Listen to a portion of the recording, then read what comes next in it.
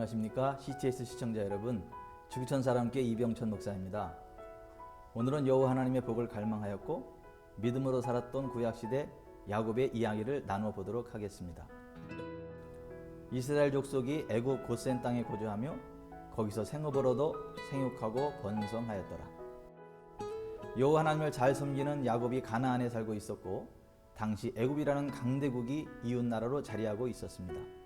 야곱은 그의 12아들들 가운데 11번째 아들인 요셉을 잃어버렸고 그가 죽은 줄로만 알았는데 그로부터 13년이 지난 후 요셉은 강대국 애굽의 총리 대신이 되어 있었습니다. 야곱이 살아가던 가나안에 7년간의 대흉년이 들어 기근이 시작되었고 모든 것들이 황폐해지는 매우 극악한 상황이 되었습니다.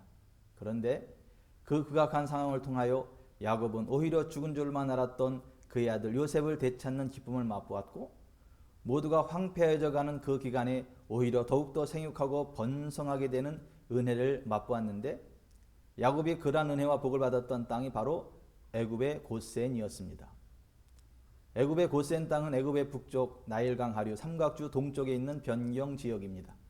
매우 기름진 땅으로 목축을 하는 야곱의 이스라엘에게는 더없이 좋은 땅이었지만 목축을 가증히 여기던 애굽인들에게는 오히려 버려진 땅, 쓸모없는 땅으로 취급당하던 곳이었습니다. 이스라엘 백성이 고센으로 이주하였던 그때의 상황에 대하여 성경이 이렇게 말씀합니다. 기근이 더욱 심하여 사방에 먹을 것이 없고 애굽 땅과 가나안 땅이 기근으로 황폐하니 이스라엘 족속이 애굽 고센 땅에 거주하며 거기서 생업을 얻어 생육하고 번성하였더라. 애굽에 버려진 땅이 이스라엘에게는 오히려 기회의 땅이 되었다는 말씀입니다. 그 후 이스라엘 민족이 그곳에서 400년간을 정착하게 되었습니다. 그 400년의 세월이 흐르는 동안 이스라엘의 상황에 대하여 성경이 이렇게 말씀합니다. 이스라엘 자손은 생육하고 불어나 번성하고 매우 강하여 온 땅에 가득하게 되었더라. 이스라엘은 그곳 고센에서 마음껏 여호와 하나님을 섬기며 생육하고 번성하는 은혜의 시간들을 갖게 되었다는 말씀입니다. 이스라엘 백성들이 그곳에서 430년을 살고 애굽에서 나올 때 애굽의 바로가 하나님을 대적하여 애굽 온 땅에 10가지의 대재앙들이 임하였습니다. 그러나 이스라엘 백성들이 살고 있었던 그곳 고센 땅에는 그 어떤 재앙도 고통도 임하지 않았습니다.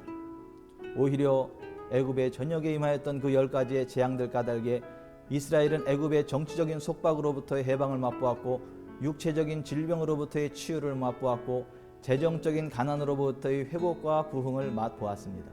한 걸음 더 나아가 젖과 꿀이 흐르는 약속의 땅 가나안이 주어졌고 그것을 향하여 힘찬 새 출발을 하는 기쁨을 얻었습니다.